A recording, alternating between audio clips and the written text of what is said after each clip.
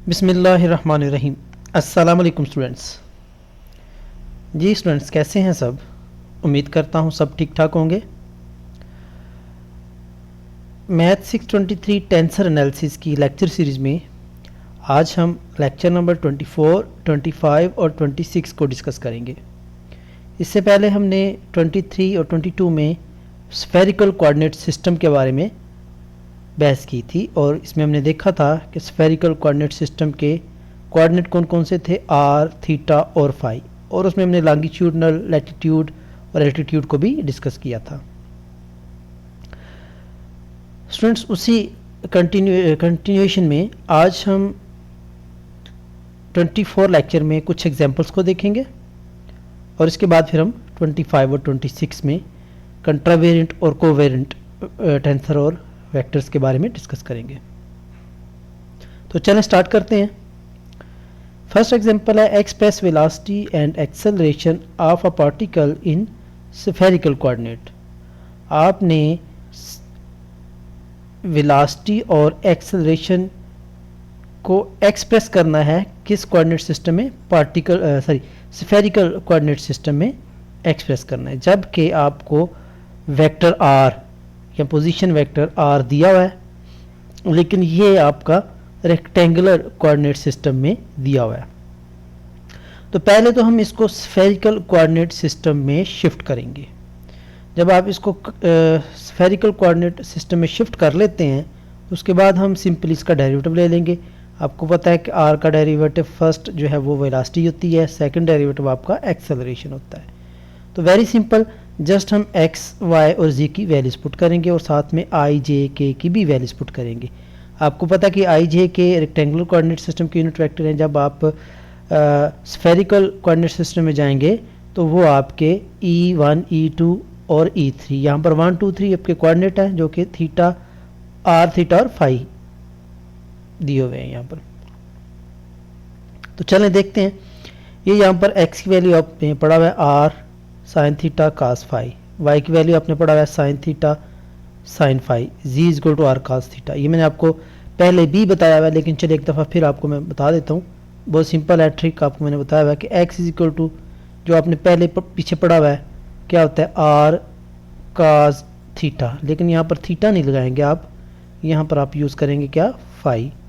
और Y is equal to क्या होता है, ये आप तो मैट्रिक में भी पढ़ते आ रहे हैं, आर साइन थीटा, यहाँ पर थीटा की जगह क्या हम यूज़ करेंगे, फाई यूज़ करेंगे, ठीक है। और z is equal to simply हम, चूँकि z चेंज नहीं होगा तो सिंपली इसको अब हम 1 का नाम दे लेते हैं, या सिंपली चलें r का नाम दे लेते हैं। अब करते क्या है कि इन दोनों के साथ आप साइन थीटा से मल्टीप्लाई करते हैं, ठीक है, x और y के साथ, और z को किसके साथ करेंगे, कास थीटा के साथ मल्टीप्लाई कर देंगे, ठीक है जी। तो ये आपका ट्रिक था, तो इस ट्रिक से भी आप इसको याद कर सकते हैं। एनी हो, इसकी ये वैल्यूज़ हम यहाँ आर में पुट करेंगे। आर में वैल्यूज़ पुट करने के बाद अभी आपने आई, जे, के की भी वैल्यू निकालनी है। 6 वैल्यूज़ निकलेंगी यहाँ पर, एक्स, वाई, जी और आई, जे, के की। अब आई की वैल्यू का फार्मूला ये ड्राइव किया हुआ है, ये लंबा चौड़ा फार्मूला आपको याद करने की ज़रूरत नहीं है, जस्ट मैं आपको ट्रिक बता देता हूँ इसके लिए, और ट्रिक आप याद रखिएगा तो आपको इजीली याद हो जाएगा। ट्रिक क्या है आई के लिए, लेकिन पहले आपने आई को यूज़ करना है, फिर जे को यूज़ करेंगे, ठीक है। ट्रिक क्या है, चंचल सहेली। चंचल सहेली से मुराद ये है, यहाँ पे पहले आप काज फाई यानी इस जे से सी यानी काज फाई, फिर इसके बाद प्लस करेंगे आप, फिर काज फाई, ठीक है, फिर क्या करेंगे काज फाई, फिर आगे एस है, एस से मतलब क्या है, माइनस कर देंगे किससे, साइन थीटा से, साइन फाई से, सॉरी, क्लियर हो गया। काज फाई साइन फाई, साथ आप इसको मल्टीप्लाई कर देंगे किसके साथ, साइन थीटा के साथ, ठीक है।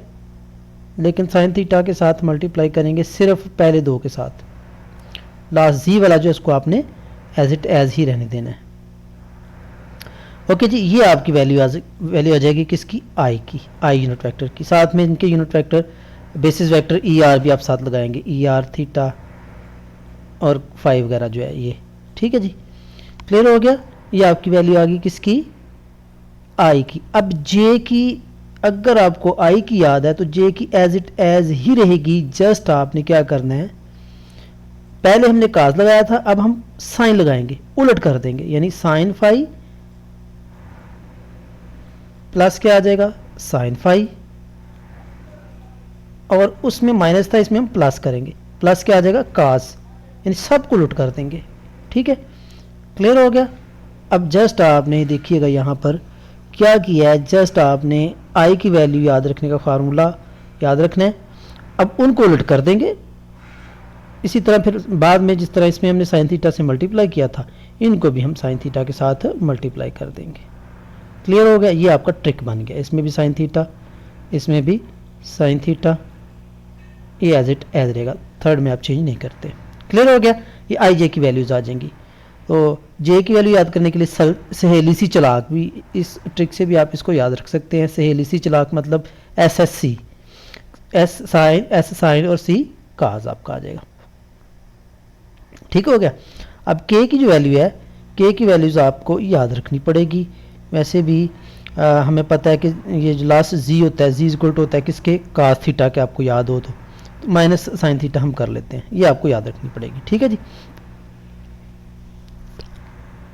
जब ये सारी वैल्यूज आप यहाँ पर पुट करेंगे तो आपके पास सिंप्लीफाई करने के बाद ये आर की वैल्यू आ जाएगी, ठीक है। अब आर की वैल्यू के लिए अपने वेलोसिटी निकालनी, सिंपली इसका डेरिवेटिव ले लेंगे, ये यू डॉट वी फॉर्म बन जाएगी आपकी।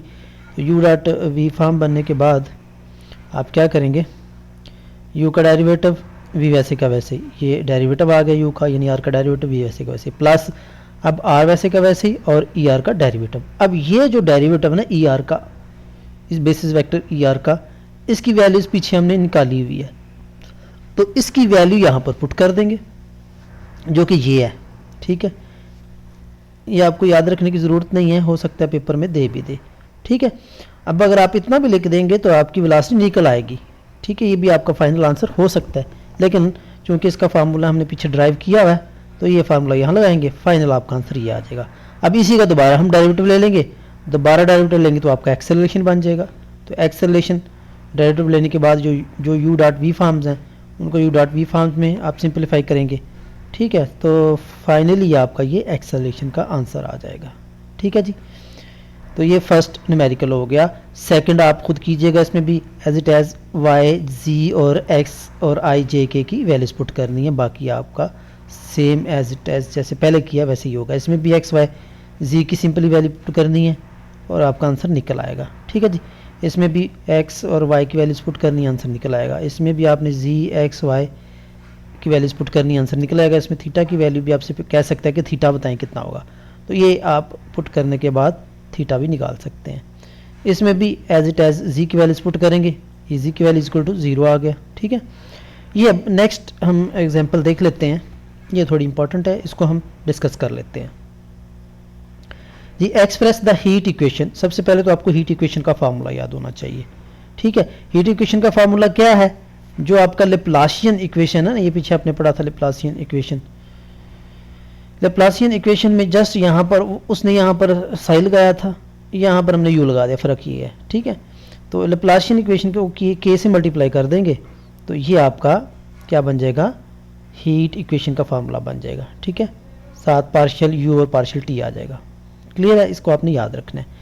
अच्छा, ये आपको फार्मूला दे दिया है, कह रहा है कि इसको इन स्फेरिकल कोऑर्डिनेट में आपने एक्सप्रेस करना है।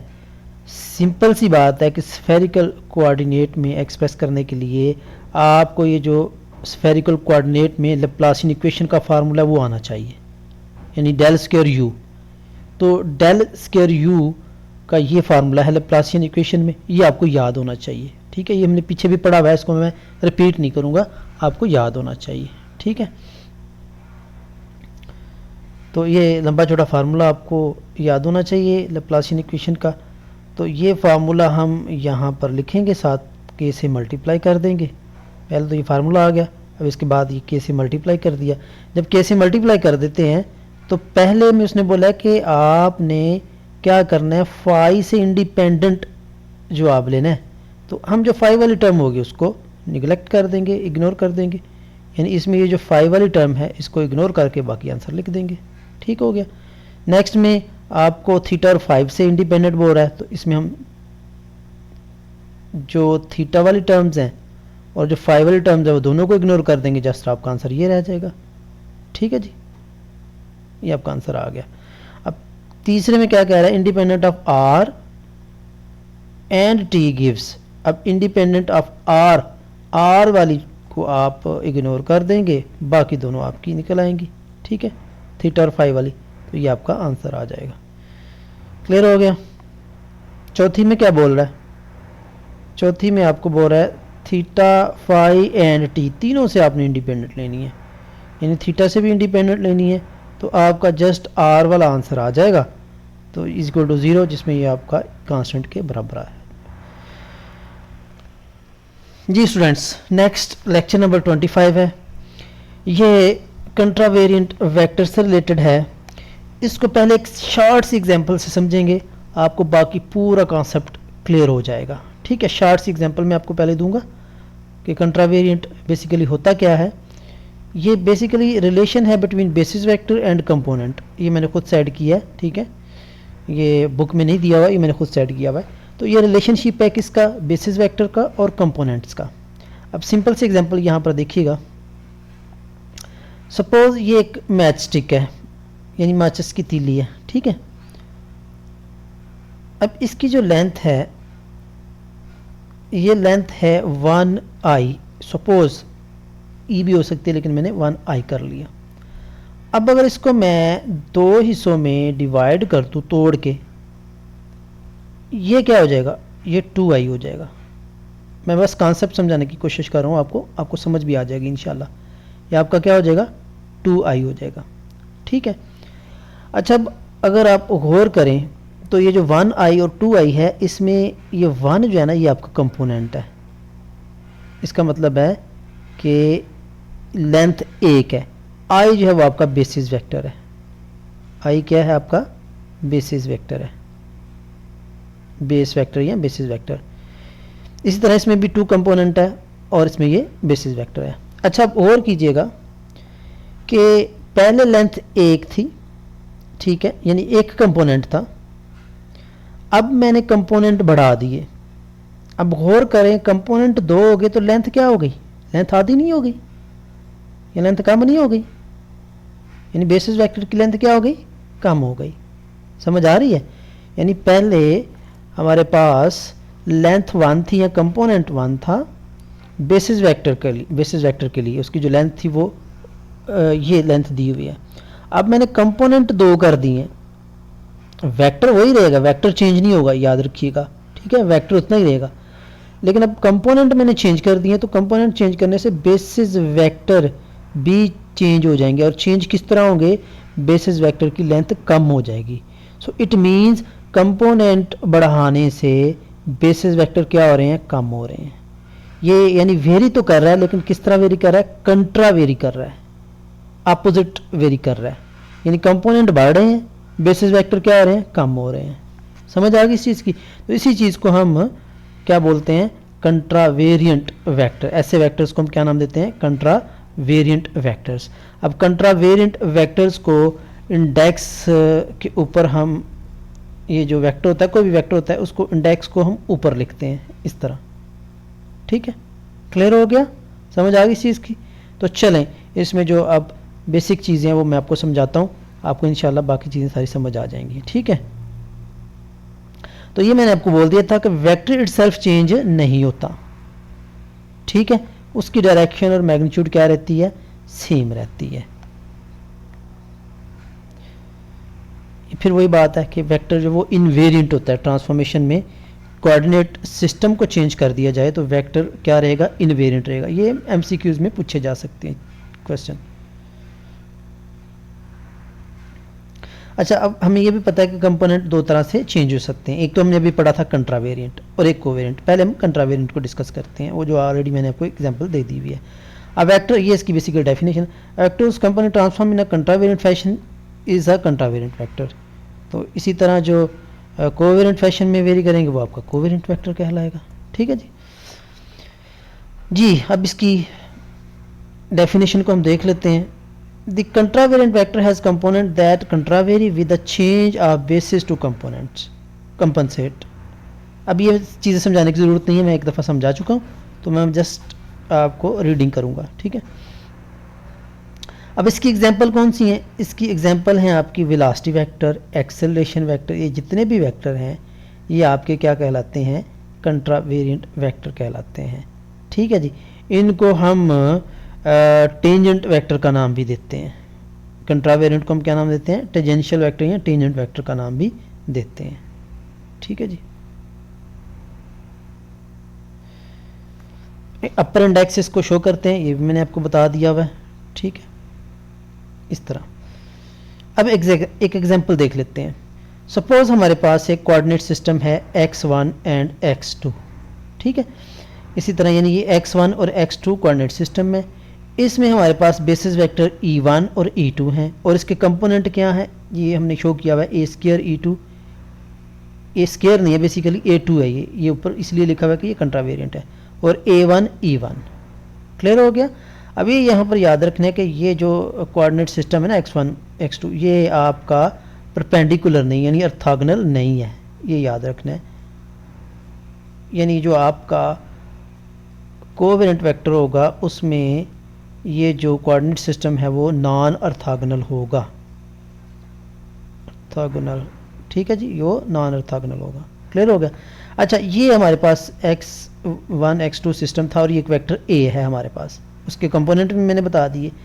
अब गौर कीजिएगा, ये वेक्टर है हमारा a और इसके ये दो कंपोनेंट हैं, ठीक है, x1 और x2 सिस्टम है। अब इसको हम चेंज कर देते हैं, थोड़ा रोटेट कर देते हैं इसको, यहाँ सपोज ऐसे कर लेते हैं, ये थोड़ा हमने रोटेट किया। अब इसका जो इमेज है वो मैं अलग से यहाँ पर शो करता हूँ, ये मैंने देखिएगा थोड़ा रोटेट किया। अच्छा, जब रोटेट करते हैं तो वो आपका new coordinate system x1 dash और x2 डैश बन जाएगा, यहाँ पर x1 डैश और x2 डैश। अब यहाँ पर मैंने देखिएगा ये a1 कंपोनेंट तो चेंज नहीं किया, e1 यानी बेसिस वेक्टर चेंज नहीं किया, e2 बेसिस वेक्टर जो था अब वो चेंज हो गया किसमें? e2 डैश में। अब ये e2 डैश में चेंज होने का मतलब ये है कि अब इसके जो कंपोनेंट हैं वो दो कंपोनेंट में डिवाइड हो गए। ये ग्रीन देखिएगा, एक कंपोनेंट ये है और एक कंपोनेंट ये है, समझ आ गई? यानी अब ये जो कंपोनेंट है ना e2 डैश वाला, अब ये कितने हिस्सों में डिवाइड हो गया? दो हिस्सों में डिवाइड हो गया, यानी बेसिस वेक्टर चेंज हो गए हैं। तो जब ये बेसिस वेक्टर चेंज होंगे यानी e2 डैश जो है वो चेंज होगा, इट मीन्स कंपोनेंट चेंज हो रहे हैं तो बेसिस वेक्टर भी चेंज हो रहा है, ठीक है। तो एक चेंज किस तरह हो रहा है कि जो पहला वाला बेसिस वेक्टर था उसको हमने क्या कर दिया है? हाफ कर दिया। ये इसको आगे हम इसमें एक्सप्लेन करते हैं। ये देखिएगा, अब न्यू वाला जो है, न्यू वाला x डैश और x1 डैश और x2 डैश जो है वो a इज इक्वल टू होगा, उसके कंपोनेंट क्या होंगे? पहला तो वैसे रहेगा, दूसरा किस में चेंज हो गया? a2 डैश e2 डैश में। अब ये जो कंपोनेंट a2 डैश है इसमें हमने क्या चेंज किया? ये देखिएगा, a2 dash sorry a2 e2 is equal to a2 dash e2 dash.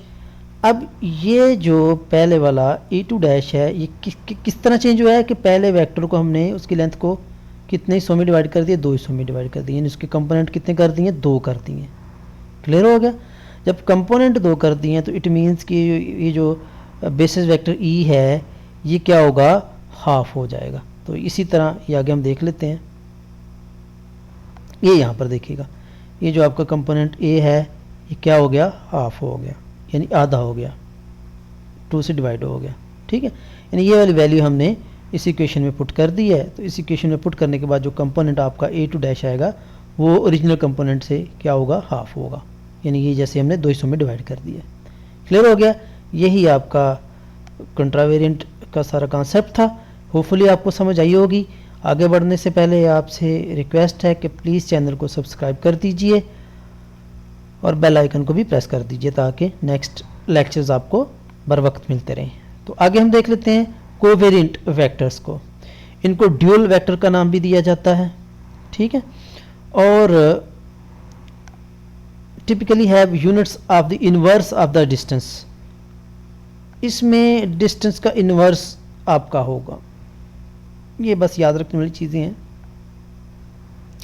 Example इसकी हम देख लेते हैं कौन सी है। पहले वाले कंट्रा वेरिएंट की हमने एग्जाम्पल देखी थी, वेलोसिटी थी, टेंजेंट उसको वेक्टर भी कहते थे, और एक्सेलरेशन वगैरह जो वो आपकी क्या थी, कंट्रा वेरिएंट वेक्टर की मिसालें थी। अब टेंजेंट का आउट क्या होता है, ग्रेडियंट। अब ये जो ग्रेडियंट है ये आपका क्या कहलाएगा, ये आपका कोवेरिएंट वेक्टर कहलाएगा। ठीक है, ये याद रखिएगा। तो चलें इसकी हम देख लेते हैं पहले डेफिनेशन। बिल्कुल उलट है, जिस तरह हमने कंट्रा वेरिएंट का देखा था इसी तरह कोवेरिएंट का हम देखेंगे। कोवेरिएंट में क्या होगा, कोवेरिएंट में अगर आप बेसिस वेक्टर यानी उसके कंपोनेंट को इंक्रीज करेंगे तो बेसिस वेक्टर भी क्या होगा, इंक्रीज होगा। पीछे वाले में हमने देखा था कि कंपोनेंट इंक्रीज करने से बेसिस वेक्टर क्या होते थे, डिक्रीज होते थे। यही कह लें कि बेसिस वेक्टर इंक्रीज होने से कंपोनेंट क्या होते हैं, डिक्रीज होते हैं। या कंपोनेंट उलट भी कर सकते हैं कि कंपोनेंट इंक्रीज होने से बेसिस वेक्टर क्या हो जाते हैं, डिक्रीज हो जाते हैं। उलट था। लेकिन कोवेरिएंट में क्या होता है, अगर कंपोनेंट बढ़ रहे हैं तो आपका बेसिस वेक्टर भी क्या होगा, बढ़ेगा। या बेसिस वेक्टर इंक्रीज हो रहा है तो कंपोनेंट भी क्या होंगे, इंक्रीज होंगे। ओके, अब इसमें जो है ना, ये कोई भी वेक्टर अगर वो कोवेरिएंट है तो उसको हम लोअर इंडेक्स से डिनोट करते हैं। ये आई नीचे जो लिखा हुआ है ये बेसिकली किसको शो कर रहा है, कोवेरिएंट वेक्टर को। ठीक है, तो चलें देखते हैं। Contravariant component of vector represents its parallel projection on to the coordinate system.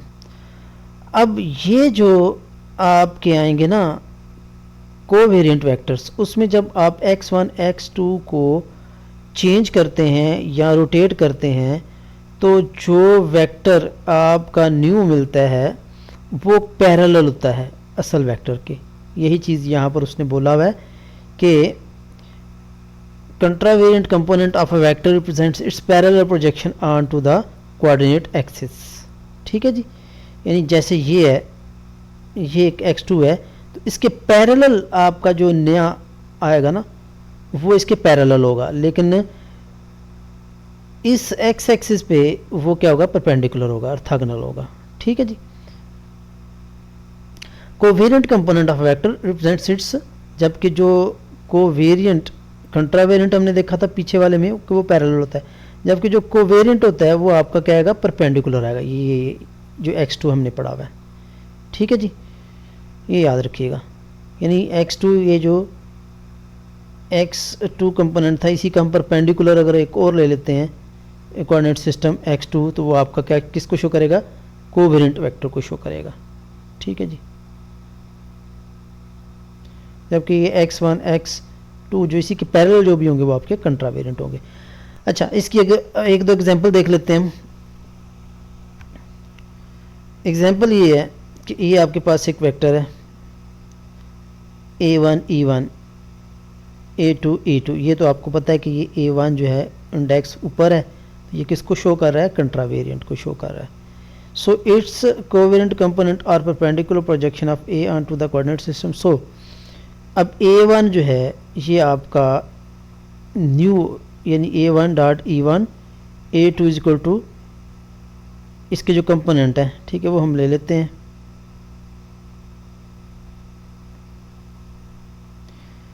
अब इनको इक्वेशंस को 1 2 3 का नाम दे दिया हमने, तो इन इक्वेशंस की वैल्यूज़ हम यहाँ पर रखते हैं। ठीक है, तो a1 आपके पास क्या आएगा, a1 e1 a2 e2 e dot e1, यानी यहाँ पर इसकी वैल्यूज़ हमने पुट कर दी।